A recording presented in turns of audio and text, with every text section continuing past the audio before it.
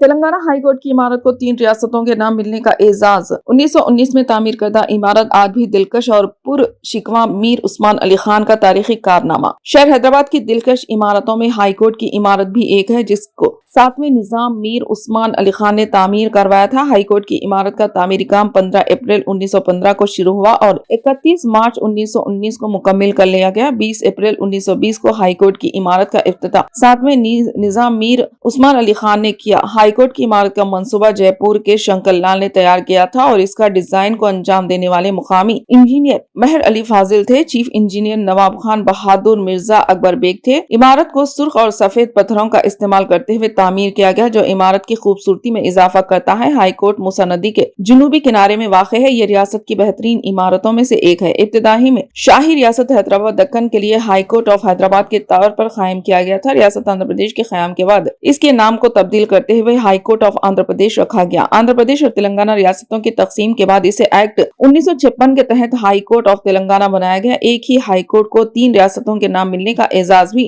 حاصل ہے۔ 1936 میں سلور جوبلی تقریب منعقد کی گئی، جس میں عدلیہ حکام کی جانب سے 7ویں نظام میر عثمان علی خان کو چاندی کی چابی اور ہائی کورٹ سلور ماڈل پیش کیا گیا، جو تقریباً 300 کلو وزنی تھا۔ اس ماڈل کو پرانی حویلی کے نظام عجائب گھر میں رکھا گیا۔ 1919 میں 6 ججز کی رہائش گاہ کے علاوہ دفتری عملہ، ریکارڈ رومز اور ایڈوکیٹ ہال کی رہائشی مرکزی عمارت میں تعمیر کیا گیا۔